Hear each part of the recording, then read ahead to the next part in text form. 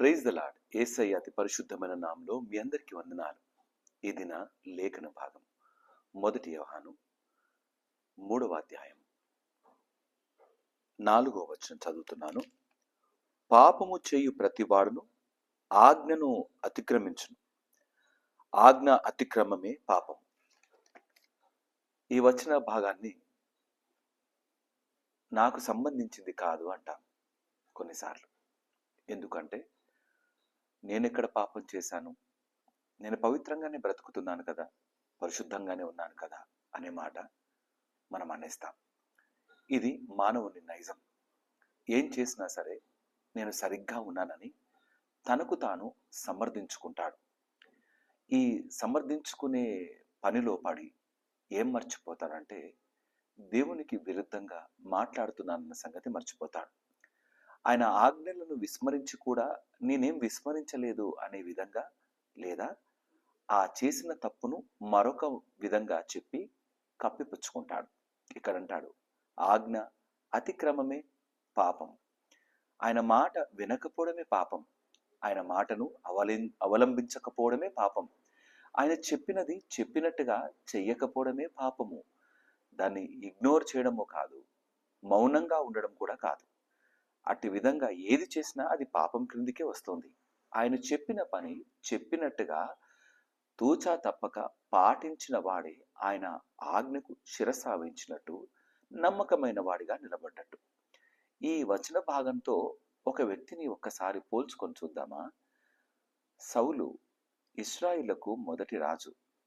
అమాలేకుల మీదకి యుద్ధానికి వెళ్ళినప్పుడు అక్కడున్న వారందరినీ హతము చేసి పూర్తిగా నాశనం చేయమని పంపిస్తే ఏం చేసినాడు? అక్కడ బాగా కనపడుతున్న ఎడ్లను తీసుకొని వచ్చాడు. దేని కొరకయ్యా తీసుకొచ్చావని సమూయేలు అడిగితే, నీ దేవునికి బలిగా అర్పించటానికి అంటాడు. శ్రేష్టమైనవి కనబడ్డాయి అంటాడు. దేవుని దృష్టిలో శ్రేష్టమైనదేదో, బలహీనమైనదేదో, ఘనహీనమైనదేంటో ఆయనకు తెలియదా? ఆయన ఏది చెప్తాడో చెప్పినప్పుడు చెప్పినట్టుగా వినాలి. చాలాసార్లు మన ఆలోచన ప్రకారం బ్రతకటానికి ఆలోచిస్తాం, నిర్ణయాలు అట్టి విధంగానే తీసుకుంటాం. దేవుడు అమాలేకుల విషయంలో ఏదైతే తీర్మానం చేసినాడో ఆ యొక్క ఆజ్ఞను అతిక్రమించినాడు. నువ్వు బలులు అర్పిస్తే సరిపోతుందా? ఒకడు ఆజ్ఞ వినటము శ్రేష్టం కదా అంటూ సమూయేలు సౌలుతో మాట్లాడతాడు. ఈ కారణాన్ని బట్టి, ఈ పాపాన్ని బట్టి, ఆజ్ఞ అతిక్రమించిన కారణాన్ని బట్టి సౌలుకు తన వంశమంతా, తన సంతానమంతా సింహాసనం పైన కూర్చునే అర్హతను కోల్పోతాడు. ఎంత భయంకరమో కదా. ఒకవేళ ఇదే కార్యం మనం జరిగిస్తే, దేవునికి అయిష్టంగా ఆయన ఆజ్ఞలను లోబడకుండా ఉంటే, మనకు మన బిడ్డలకు తరతరాలకు రావాల్సిన ఆశీర్వాదము ఆయన వెనక్కి తీసుకుంటే మన పరిస్థితి ఏంటి? ఎంత భయంకరమైన పాపాన్ని మూటగట్టుకుంటామో కదా. అందుకే ఈ ఆజ్ఞ మీరితే పాపం చేసినట్టే. పాపము పరిపక్వమై మరణము కంటుంది.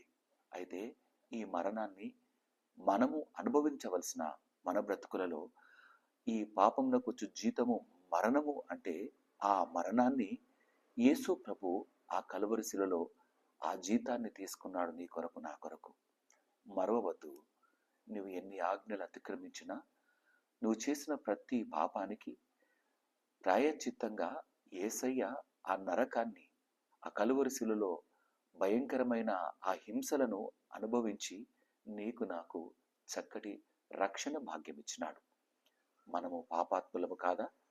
మనము దేవుని సన్నిధానంలో నిలబడ్డానికి ఏమైనా యోగ్యులంగా ఉన్నామా? లేదు. కానీ ఆయన ఉచితమైన కృప మన బ్రతుకులను ఈ విధంగా మార్చి నిలబెట్టింది. ఆయన కొరకు బ్రతుకుదామా? ఆయన మాటలు వింటూ బ్రతుకుదామా? ఆయన మాటలను శిరసా వహిస్తూ ఆయనతో కలిగి కొనసాగుదామా? అట్టి బ్రతుకులో కొనసాగితే ఆయన నిత్యత్వంలోకి నడిపిస్తాడు. నువ్వు ఎక్కడైనా జారిపడి ఉంటే, ఎక్కడైనా ఆయన మాట వినని వానిగా ఉంటే, వినని దానవుగా ఉంటే, మార్చుకోవడానికి ఈ చక్కటి సమయాన్ని సద్వినియోగపరచుకుందాం. ఎందుకంటే ఆజ్ఞ అతిక్రమమే పాపము. పాపమును మూటగట్టుకొని పరలోక రాజ్యము చేరలేము. పాపాన్ని మూటగట్టుకుంటే నరకానికి చేరతాం. ఇటు నరకము నుండి తప్పించడానికి యేసయ్య కలువరి శిలువలో బలియాగమైనాడు. ఈ పాపపు మూటల బరువును ఆయన ఆ శిలువలో మన కొరకే మోసినాడు. మూటలుగా కట్టుకున్న శాప భారాన్ని ఆయన ఎత్తుకున్నాడు. వాటన్నిటికీ ప్రాయశ్చిత్తం ప్రాణాన్ని బలిగా అర్పించి మనల్ని ఇంత చక్కటి ఉన్నత స్థితిలో నిలబెట్టినాడు. ఈ జీవితాన్ని విడవక నమ్మకంగా యేసయ్యతో కలిగి కొనసాగుదామా? ఆయన మాటలు వింటూ ఆయన యొక్క రెక్కల నీడలో నమ్మకమైన జీవితాన్ని కలిగిన వారంగా ఆయన వాక్యపు వెలుగులో మన బ్రతుకును కట్టుకుంటూ ముందుకు కొనసాగుదాం. దేవుడి మాటలు దీవించి ఆశీర్వదించును గాక. ఆమె తల వంచుదామా? ప్రార్థన చేసుకుందాం.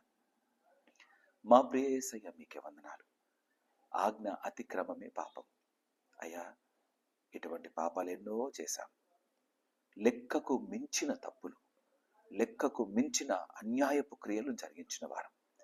కన్నా తండ్రి, ఆ మరణాన్ని, పాపము వలన కలిగే ఫలితాన్ని ఆ శిలువలో నీవు అనుభవించి మమ్మల్ని పరిశుద్ధులనుగా, పవిత్రులుగా చేసి నీ సన్నిధానంలో నిలబెట్టుకున్న విధానం కొరకే వేలాది వందనాలు. కృపగలిగిన దేవ, బలహీనతల్లో ఉన్న వారిని ఈ సమయంలో ప్రత్యేకంగా జ్ఞాపకం చేస్తున్నాను.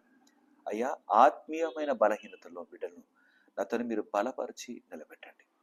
నీ నిత్య రాజ్యాన్ని సంపాదించుకునే ప్రయాణంలో నీ ప్రతి ఆజ్ఞకు లోబడి వాటిని నెరవేరుస్తూ నమ్మకంగా వాటి ప్రకారం జీవించే బిడ్డలుగా స్థిరపరిచి నడిపించమని ప్రార్థన చేస్తున్నాను. బలహీనంగా ఉన్న బిడ్డలను నీ వాక్కు చేత బలపరచండి నాయన. మేము మా సంతానానికి నతని ఆశీర్వాదాలు అందించే బిడ్డలుగా నిలబెట్టండి. ఆజ్ఞ అతిక్రమించి మా పిల్లలకు నా తండ్రి శాపాలను చేకూర్చే వారంగా కాకుండా నాయన నీ యొక్క ఆశీర్వాదాలను నతన్ని మా బిడ్డలకు అందించే విధంగా మా బ్రతుకులను స్థిరపరచండి.